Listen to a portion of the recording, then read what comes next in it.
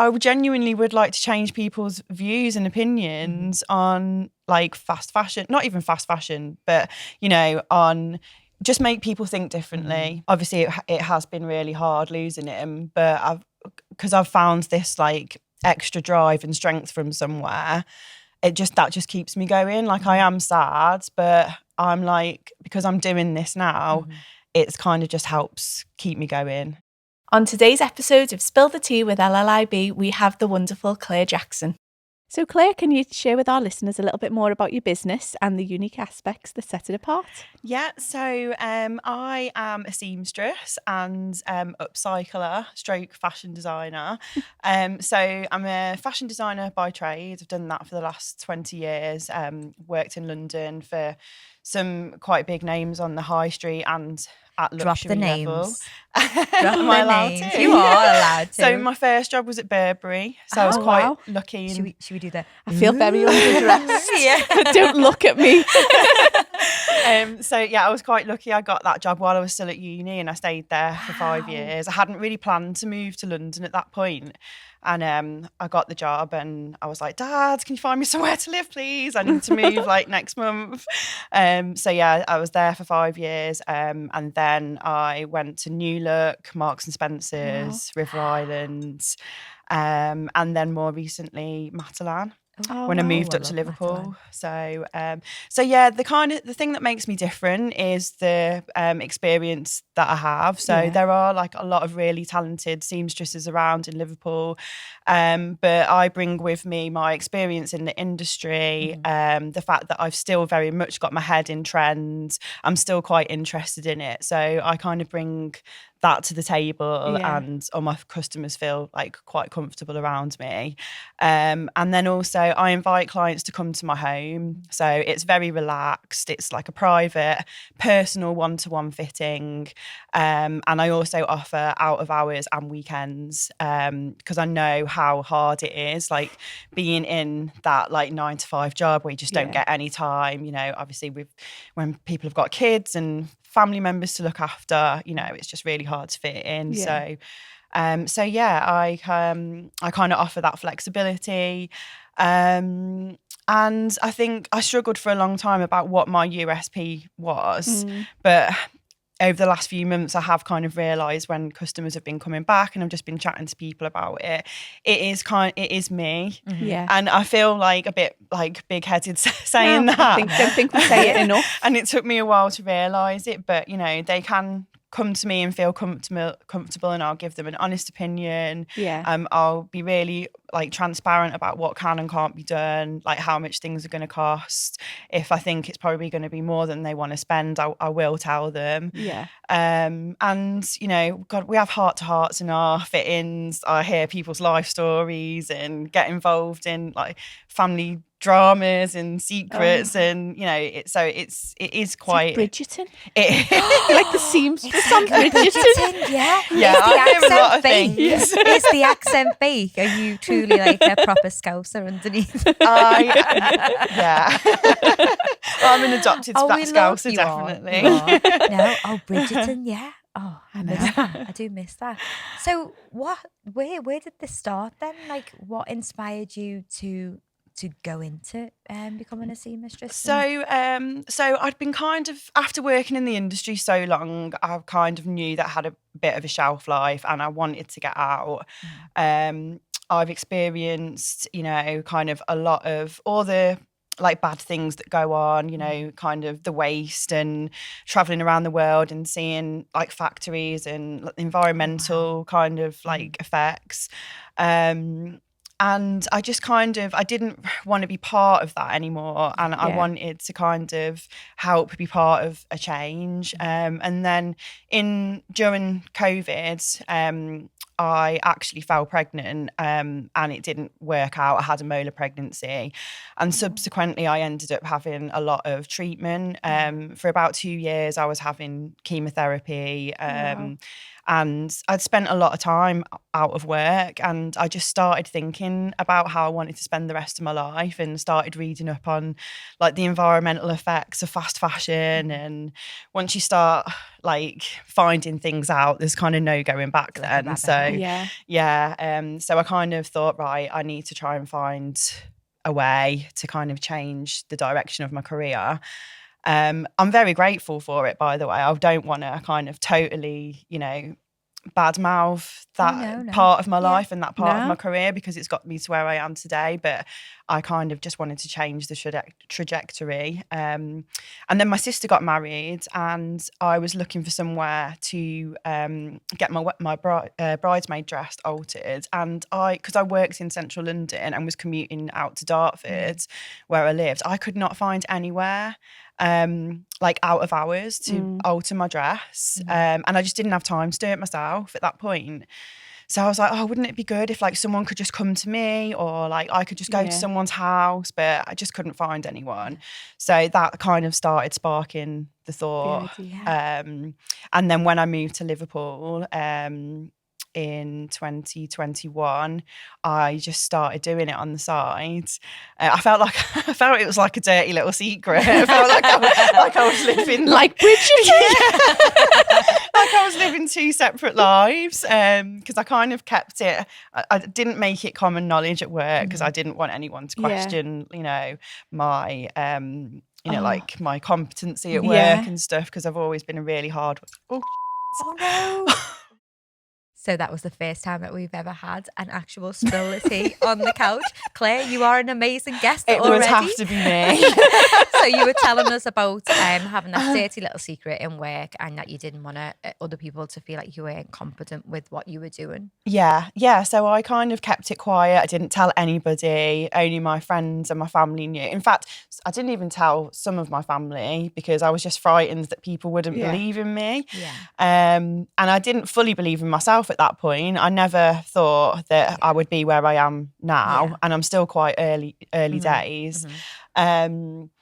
So yeah, I kind of started it from there. And the other thing with work was as well, when I was 3 months into my job, I had a relapse from the molar pregnancy that I'd had the year before.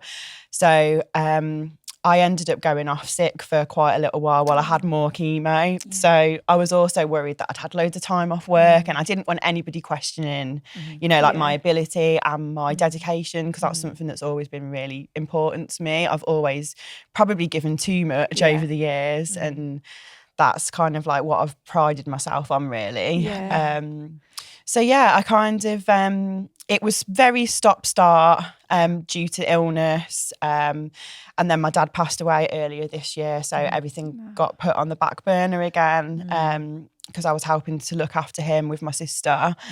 And all the while I was like, I need to leave this job. I need to be happy. I need to be in control of my life. I didn't feel like I could look after myself I couldn't get out and do exercise. I couldn't get out and I couldn't eat properly. I just had a really unhealthy lifestyle. I just didn't feel happy doing that job. So when my dad passed away, he was always saying to me, when are you going to hand your notice in, Claire? Wow. And I was like, Dad, it's not that easy. I've got a mortgage. I've got bills to pay. And he'd had a few businesses himself over the years. And he was like, Claire, he was like, there's no guarantees with anything. He's like, you've just got to go for it. He was like, I believe in you. Yeah, I know you can do it. And then it was weird, because when he passed away, I just had this belief. Like I had the belief had started to come. The more I did, the more I told people, the more customers came back. The braver I was. Like I had a photo shoot with Kaylee. And I went on to launch the website, and things really started picking up momentum. But then, when he did pass away, it was weird. I just had this sense of belief. And I was like, I've got to do this. I was like, I can't waste any more of my life now. I've just got to do it. And the week I was due to go back to work, I had a conversation with my boss, and the company that I was working for were making redundancies. And I said, can I have voluntary redundancy? And they kind of went away, came back. They were like, we have to go through the right procedures. Then they came back and they said, yeah, okay, we've accepted your redundancy. And then I didn't have to work my notice. I was praying and praying and praying that I didn't have to work my notice, because then it would mean that I could just jump right in and just, crack on and get my head down. And so, yeah, and that's where we are now. I feel like I've transgressed. No, digressed. No, that was amazing. So yeah, it's just the way it's all happened is just, I know it's the right thing because of how it's happened. Yeah. And sometimes you just need that somebody else to believe a little bit more in you to be able to take that jump, don't you? Because, I think as women in particular, there's a lot of, imposter syndrome, isn't there? And the what if, Absolutely. and, oh God, I've got a mortgage, this, and I've got other people relying on this income, and, what happens if it doesn't go right? And we don't often allow ourselves to think, but what happens if it does? Yeah. Like, what happens if it does work? And for your dad to have given you that, that confidence and that self-belief before he passed, I just think is incredible, especially having owned his own businesses and being self-employed himself and knowing how difficult that space can be as well. That's such a gift from him. I do actually feel like, I agree. I feel like he has given me that. Obviously it has been really hard losing him, but because I've found this like extra drive and strength from somewhere, that just keeps me going. Like, I am sad, but I'm like, because I'm doing this now, it's kind of just helps keep me going, because I'm like, I'm not just doing it for me, I'm doing it for him as well. You've got such a purpose, haven't you? A purpose. That's exactly what it is. Yeah, absolutely. Yeah. So what do you find most fulfilling then about the work that you do? So think about a customer, a client that you've had. Tell us something that has really filled your cup. Yeah, so recently, I've had a few customers that come to me and they're in a bit of a panic because they've bought something and they've got their heart set on wearing it, and then when they've tried, how many times have we all done this, tried it on like week before, and it just doesn't, they think it looks horrendous, it never looks that bad, but they just don't feel good in it. So I've had it a few times where they're like, Claire, please can you help? Is there anything that can be done? And they'll come to me with their garment and pop it on, and I usually know like straight away what can be done and what can't be done, and I managed to put them at ease. And we find a solution that they're happy with. And it just makes they go away and they've got confidence then that they can wear this dress on their special day.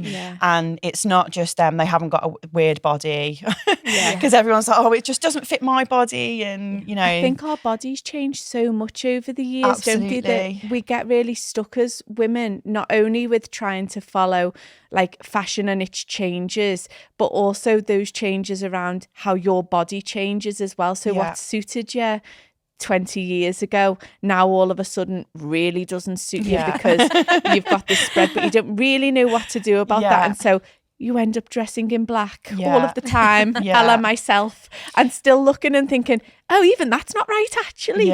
Or you just don't know what suits you anymore. Like I'm the same.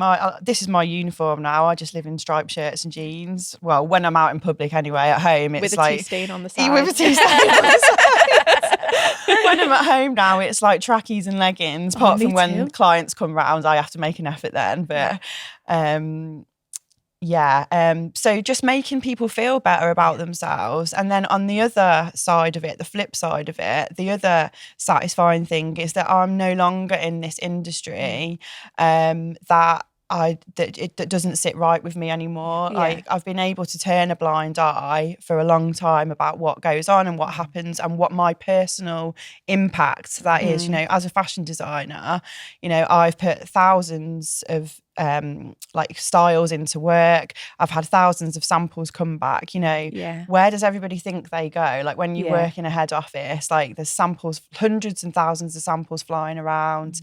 So I'm just glad not to be a part of that anymore. And I'm glad to be able to help people give new, like a new lease of life to what they've already got in their wardrobe. Yeah. So, for example, one of my customers has come to me recently with her bridesmaid dress. And before she went away, I said, bring that dress back to me because we can make that suitable for your Christmas party, for your New Year's party. We can dye it, we can shorten it. And she came back to me last week and we had a fitting and she was like, I'm so glad you said that to me because I have really been struggling to find the right dress to wear. And then I just remembered that you'd said that to me and we've shortened it. We've made it into a little midi. It was like it was a maxi wrap dress, satin wrap dress. And just that little change, like just completely changes that the whole look of that outfit. Yeah. So you're like the Vinted. Like, that's my favourite type of customer. They'll come to me with something from Vinted and they're like, Claire, it doesn't fit. Can you make it fit? And I'm like, well, I'm not a magician, but I'll try. And so far I have managed to make everything fit. There's not been anything that I've not been able to do. I love that. And we had through our community interest company, we have a lot of paddle boarding going on and water wellbeing type sessions, and the lady who runs those is Jane, isn't she? And she's such an environmentalist and she does beach cleans and we've done that with the children and whatnot. But she posted a video the other day just on the fast fashion side of things. She posted a video the other day of a company that's had to set up in Ghana because their beaches are being absolutely covered with they reckon that they're cleaning about 12 tons of clothing from the beaches. And they were saying, we're sending our fishermen out and they're catching clothes and shoes and not fish anymore.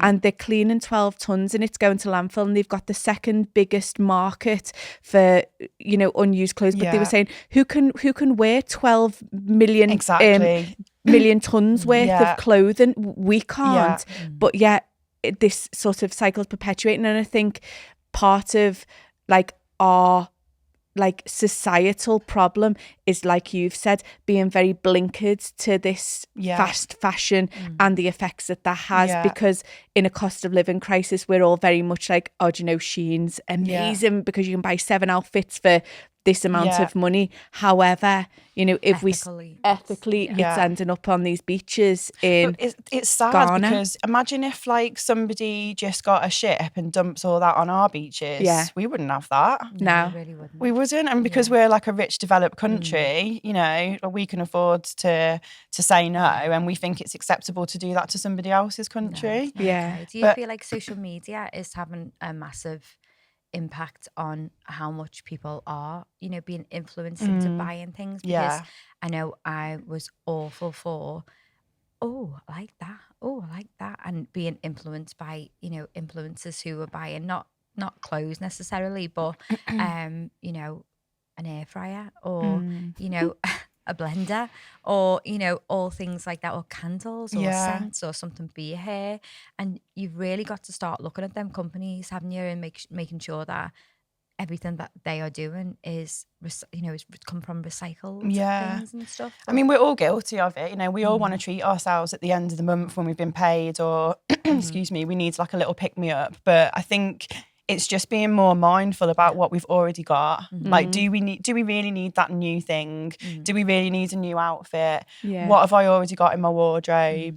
Could we do a little tweak to this or a little tweak to that? I have been a bit of a geek actually, and I just wrote a couple of facts down, just to kind of really illustrate the point. So where's my number one? I've numbered them. Yeah. So, sorry, one sec. Yeah, so every second, the equivalent of a rubbish truck load of clothes is burnt or buried in landfill, which is just shocking. Britons throw away 72 items of clothing every year from their wardrobes. Where does that go? Just gets... Claire, you did that. I do that, but I do it to a charity shop. But to be fair, there's no processes in place, or people don't know about the processes in place. You know, we all need to have a clear out every now and get rid of things, but where do you take that? Like, there are companies like on the high street which will take bags of clothing from you in exchange for like a £5 voucher or like 10% off. And other stories, they'll give you a voucher as well. So I think it's just awareness, and there are companies out there which are now recycling all types of textile waste. Because, you know, when you've got like your old tea towels and I don't know, your old, like, what do you do with your old knickers? Or your old socks? Can't take them to charity shop. Exactly. You know what? That actually could be another podcast in itself, couldn't it, really? I think that's the tagline for this one. What do you do with your old knickers? Because you can donate bras, can't you? You can donate bras. World. So it's just like awareness. And I think over time, you know, the tide is changing. There's so much more on social media now. People are so much more aware.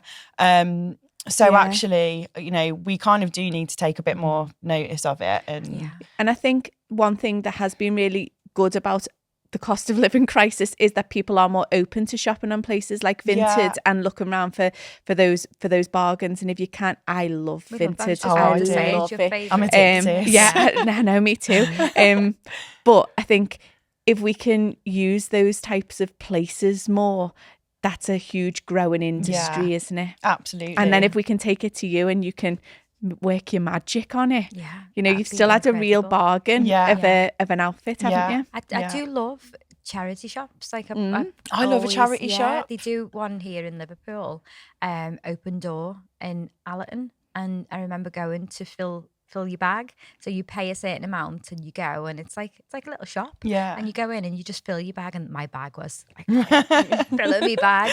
But me and I'm really lucky because my daughter, Sammy, who is 18, she's studying fashion and curation in university, and she loved charity shops growing up.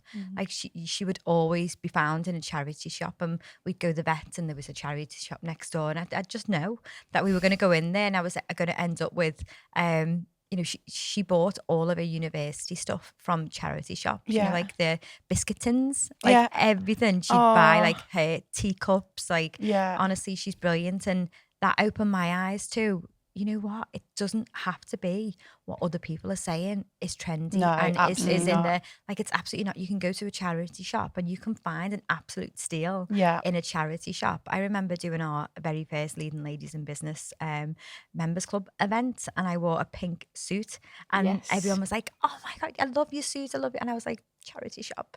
Like, honestly, you don't have to be that person who follows all the now I think there's more kind of, it's better to wear something that somebody hasn't got, like that's something that's more unique. And again, that's again another aspect of what I love doing, is that I know that I'm giving that person something when I've upcycled something or like restyled it for them. You know, I know that I've given them something that they're not going to be able to get somewhere else. So, I love that. Yeah, that's me too. So if you could be remembered for one thing, what would that be? I mean, this is kind of like, who do I think I am? But I genuinely would like to change people's views and opinions on like fast fashion, not even fast fashion, but, you know, on just make people think differently. You know, if a couple of people after this conversation have thought, I'll go and look in my wardrobe and I'll repurpose something instead of going and buying something new. You know, if I could make some people think that, then that would really make me happy. Come to you, Gokwan, my very own Gokwan, and say, something with me. Let me loose on your wardrobe. That's amazing. Oh, well, you'd have to go past the jeans, you know, that you're going to slim into, that you've got had from it's fine. 2020. You can find a use for those. I've just turned a few of my pairs of jeans actually that I can't get into. They're probably about 2 sizes too small now, but I've just turned them into maxi skirts. Oh wow! So like just things that you wouldn't think. Like I've just made a big tote bag out of a few pairs of jeans. Wow. There's just so much. The possibilities are endless. Oh, I love that. That's amazing. You won't recognise me, everybody, on this couch next month. In January, I shall be upcycled and new. I love that. Okay, so if you could spill the tea with anyone, who would you choose and why? I feel like every time I listen to the podcast, I'm like, right, I need to find a really cool way of answering that. But I do feel like this is cool now, but it'd have to be my dad's. Oh. It would. Like, I have so many things to tell him. I really do. Like, he would just be over the moon if he knew I'd handed my notice in. He'd just be made up. If he knew I was on this podcast now, he would just be like, oh my God. And yeah. But other than that, I would like to sit and have a chat with Mel Robbins. Because I just think like what she's brought herself back from the brink. Yeah. Like millions of pounds in debt, and a lot of people know her story, but to bring herself back from bankruptcy almost and to what she's doing now, I just think it's incredible. Like if I'm ever like, I need a bit of a motivation or I'm feeling sorry for myself, she's my go-to. I put a bit of Mel on. Yeah, me too. I have her on in the car. The kids go, "Oh, not the American lady, Mum," and I'm like, she's inspirational. She's fabulous. Listen, children, and you shall learn. Yeah, exactly. She's got lots to say. Oh, I've just bought her book actually. Her new book. Yeah. Yeah, we're doing a Mel promo. I know. And where's that available? I've just thought it's on pre-order from. Are we allowed to say where it's from? Yeah, from Amazon. Oh, amazing! Good old Amazon. And I think that your dad will be up there, just massively cheering you on. Yeah. And he sees all that you've done. I think that there's that special place that they can see and cheer on always. I've got a photo of him on top of. I've got a shelf in my sewing studio, and he's right at the top there. So always looking over you. Yeah, looking over me. I love that. Me too. So, on the show, we do have a closing tradition. You've already spilt your tea. Tea that you could trot a donkey on. Yeah, it was a strong cup of tea, that one, wasn't it? We both had to add more milk to ours, but it was perfect for you. I feel like that could be another part of it, like the colour chart. That's also very divisive, really, isn't important. It? Yeah. I feel like we should have a colour chart. Yeah. My dad would turn away a cup of tea if it wasn't the right colour. Oh, my dad too. Oh, my dad. Worse. Used to like his absolutely piping hot, like the hot nuclear tea.